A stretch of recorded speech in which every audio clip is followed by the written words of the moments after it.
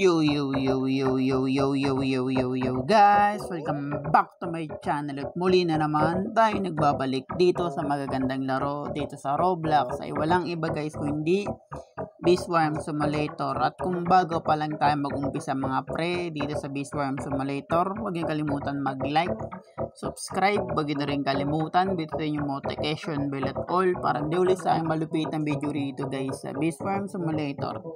Ako nga pala si Ryan Gamer, kaya magandang umaga sa inyong mga pre. Dahil umaga pa lang ngayon guys, kung napapansin nyo guys ay nasa 15 tayo.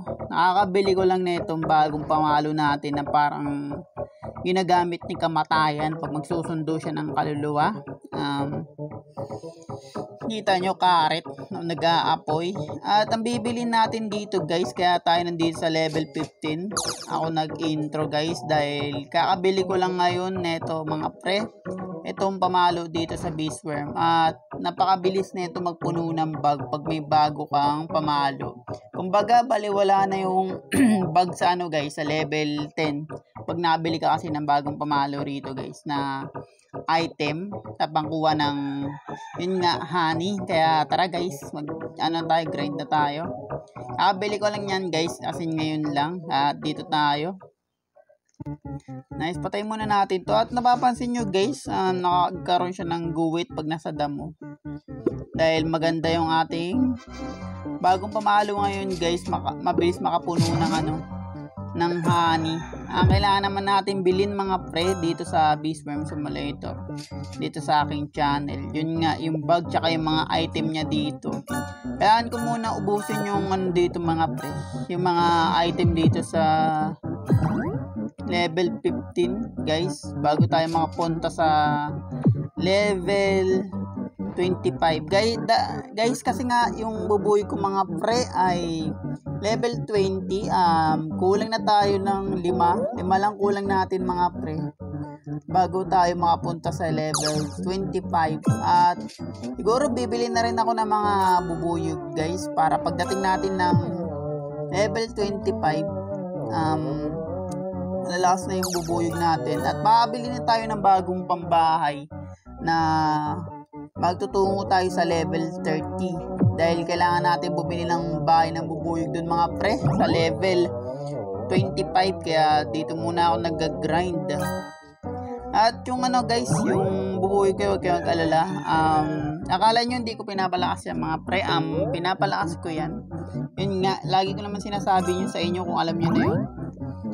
Alam nyo na yung ibig sabihin guys. Kung gusto nyo maging malakas talaga dito, pakainin mo yung bubuyog nyo. Dahil kung baliwala yung nyo guys, lakas nyo kung hindi nyo pinapalakas yung bubuyog nyo guys. Kaya kailangan natin palakasin yan. Nice one. At tara guys, punta muna tayo dito sa pataas, dito sa 15 mismo. Kasi hindi ko pa napapatay yung boss dito guys. Talagang bumili ka agad ako ng item. Nice one. Pag ganyan guys, tinatalagan ko na lang yan. At may mapapansin kayo sa aking bubuyo kung gaano na silang kalakas guys. Yan o. Binibasic na lang nila yung guys. Binibasic na lang nila yung mga boss dito. At di ko pa alam kung ano mangyayari sa guys, yung boss dun sa pinaka level 25 kasi nga malakas yun guys at makunat-kunat yun. Kailangan mga pre, pagdating nyo dun sa level 25, na talaga, kaya nyo nang patayin kagad as in agad yung yung bubuyog. Kasi nga kaya nga may pagkain para sa kanila guys. Pero nasa inyo guys kung paano nyo i-handle yung pinapakain nyo rito. Kasi nga ang mas mahalaga guys, pakainin talaga yung mga pre, yung bubuyog. Kung malakas yung nyo, na yung item nyo dito, as in halimaw na mga pre, kailangan bubuyog nyo rin kasi baliwala yung lakas nyo guys kung hindi nyo pinapakain yung bubuyog nyo. Kumbaga nagmamadali. Mas maganda pa rin talaga pinapakain yan. Kaya sinasaglit ko na lang yung mga pre. Saglit ko na lang yung King Bee dito. Binibasic ko na lang siya. Di ako nahihirapan, sinasaglit ko na lang dahil sa yun, sa bubuyog yun. Hindi naman dahil sa inyo pre, yung mga mismong player, hindi dahil sa inyo guys, kundi dahil sa bubuyog nyo kaya kayo lumalakas. Kaya nga may pagkain na kailangan ipakain sa kanila.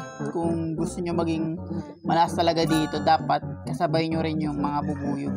Kasi pangit lang, di ba, kung characters nyo lang lalakas, hindi yung mismong kung saan ka kumuha ng maraming pera tsaka item, di ba? Ganun kasi ako guys dito eh. Kaya, yun. Napapansin nyo mga pre, ang bilis mapuno ng bag dahil sa bago natin pakuha ng honey. Tignan nyo, para tayong naka-VIP guys. Dahil yun nga. Para tayong naka-VIP. Dahil ang ganda ng ating pamalo. Tsaka yung bilis ko guys, kaya bumibilis agad dahil sa mga nakukuha nila. Tingnan nyo, yung mga lumalabas dyan sa gilid, ayan, sa taas ng ating mga item sa settings, pag napupuno kasi yan, dun bumibilis yung ating character. Ilang beses ko siya pinakain kagabi guys, dahil ito muna binlag ko, kasi may napapansin ako mga pre.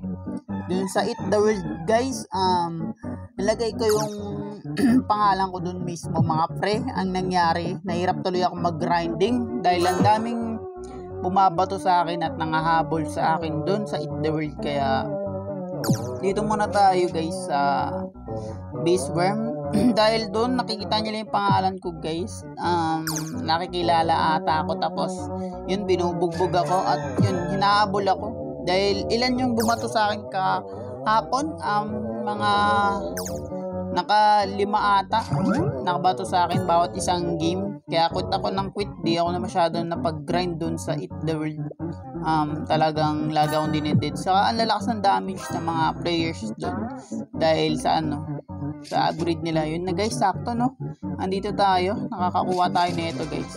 At buti pa lumabas siya yung kailan di pa puno yung bag natin, kasi di na natin makukuha to mga pre pag pag napuno na yung bag natin. Baliwala na yan, sayang yan, kasi item yan eh, pagkain na nga natin yan eh, mga bubuyog. Kaya kailangan di natin papalagpasin yan. Saka ayan guys, yung ilaw na yun na kulay pula, item din yun, parang nga siyang VIP. At yung mga bubuhay ko pala guys no, malalakas na dahil sa level. Nag-level sila guys dahil habang nakapatay sila ng mga halimaw na boss dito guys sa Beast Worm Simulator, nagle-level sila. At pinapakain ko sila pag ganun guys. Kahit hindi sila nagle-level, pinapakain ko pa rin para lumakas sila talaga. Para binibasic na lang natin yung dito guys, yung mga boss dito sa Beast Worm Simulator. Yan, ang ginagawa ko dito guys, kasi pag sa boss, lagi lang ako tumatalon dyan. At tingnan nyo naman yung damage ng mga bubuyog natin. At yun nga no, may binigay na naman sa atin guys na ticket, dahil importante din yung ticket. At yun nga guys, isa ginawa ko sa ticket no, kung nahinayang kayo bakit nagastos ko yung ticket para sa bubuyog guys. Dun yun sa guys, yung ticket na 50 ticket guys sa isang bubuyog lang na nabili ko. Sa ticket mga bubuyog. Kaya ako ginawa yun guys, kasi kailangan mga pre para mag 20 na. At siguro mabibili ko rin naman yan mga pre, yung mga legendary B yan, mythic yan, mabibili ko rin naman yan mga pre pagtungtong natin ng guys, ng as in malakas na talaga tayo. Pagtungtong natin dun guys, baliwala na lang yung ticket sa atin guys, kasi madali na lang natin makukuha yan guys, dahil yun nga, malakas na tayo. At kunin muna natin tong binibigay niyang ticket no, kasi importante din talaga yung ticket. Pero ticket ko guys, tingnan natin guys kung ilan pa lang yung aking ticket. 43, madali lang naman makuha yan guys yung ticket. Papatay ka lang ng mga boss dito guys. Yan, napansin nyo guys, napuno ka agad no, yung ating bag dahil sa bagong item natin dito, na ito nga yung nag-a-apoy. At pag nabili ko na yung bag guys, mahirapan na naman tayo magpalaki ng honey. Pero pag napuno naman yan guys, ay ops lang, dahil malaki naman ang binibigay pag napuno yung bag natin. Kaya maganda talaga guys na ibibili natin yung item dito sa mismong Beast Worm dito sa aking channel. Nice. At yun, dahil sa papakain ko sa kanila ng 2 beses ako nagpakain guys kagabi. Nakain ko sila. Kasi nahirapan talaga ako guys mag-grind doon. Kung nakikita yung aking pangalan mismo doon sa Eat the World. Kasi yun nga, ang dami nagpapapansin na di binabato ako sa bato ng malalakas. Siyempre, napapatay ako. Napapatay ako na ilang beses. Kaya yun. Dito muna ako guys mag-grind. Tapos balik na lang ako doon guys. Pag ano na lang. Pag tuwing umaga lang kasi minsan lang talaga ako maglaro guys kasi nanonood talaga ako ng game din na full game sa mismo aking cellphone guys. Kung alam nyo naman yung ano mga pre, yung God of War na bago, yung may kasama na siyang bata, yun, pinapanood ko yun guys sa PS4 dito sa aking mismong cellphone na full game na God of War. Pero gustong gusto ko rin mga pre ang laruin dito sa aking channel na God of War na bago. Kasi as in mga ibang God of War talaga guys tapos ko na. Pero hindi ko siya na vlog, nilaro ko lang. Dahil dati guys may PSP ako. PSP 3000. Tapos yung laro ko 10 lang God of War. Yan. Isang God of War lang yun sayang. Tsaka isang Monster Hunter. At nakakatuwa rin guys yung Monster Hunter, no? Akalibang din yun kasi kung isipin guys, itong Monster Hunter guys hindi ako nagbibiro. Nasa 6 stars na ako doon. Kung alam nyo naman guys, yung Monster Hunter Freedom. Monster Hunter Freedom with Night. Yan. Comment down below. Nasa 6 star na ako doon guys. Ang nangyari guys sa sira. Kaya binenta ko na. Sira yung pindutan. Yan, binenta ko na lang guys. Na pera. Magkano lang bili ko doon guys? 7,000. 7,000 guys bili ko sa PSP. Hindi siya brand new. Galing lang din siya sa tao guys. Maganda yun. Sayang guys, nasira no. Kailan ano ko. Kaya pangit kasi guys kung iba-vlog ko siya na nakatutok lang yung cellphone ko dun. Gusto ko kasi guys yung parang ganito lang ginagawa ko dito sa aking channel, no? Dito sa aking game dito sa Ryan Gamer sa aking channel. Ang pangit naman kasi guys kung nakatutok lang yung aking cellphone doon. Maganda guys kung ganito mangyayari. Pero saglit lang katulad ng ginagawa ko kasi saglit lang talaga yung aking vlogging talaga. As in mga pre, sinadya ko yung vlog ko na ganito na maikli lang talaga para maraming manood.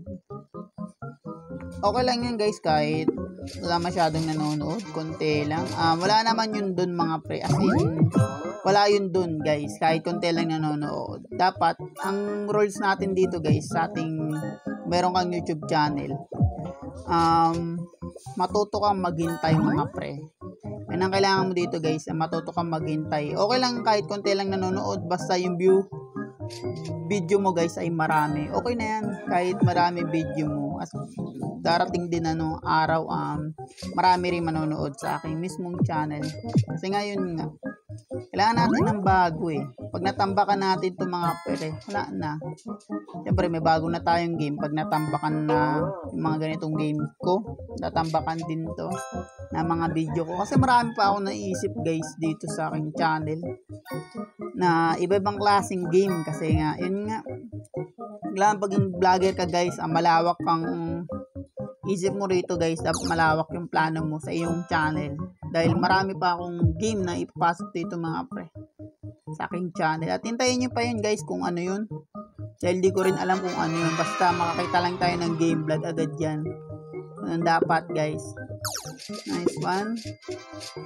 At yun, kailangan natin kumain na kumain. Kasi pag nandito tayo guys, may hina pa lang dito. At yun nga, no? Tapos na pala tayo. Bago pa lang tayo matapos dito sa malupitan game guys, sa Beastworm Simulator, huwag niyo kalimutan mag-like, subscribe. Huwag niyo na rin kalimutan, bitin yung notification bell at all para hindi ulit sa akin malupitan video rito guys sa Beastworm Simulator. Ako nga pala sa Ryan Gamer at maraming salamat sa patuloy na nagsusupport at nanonood. Mahal na mahal ko kayong lahat guys. Hanggang sa muli and peace out!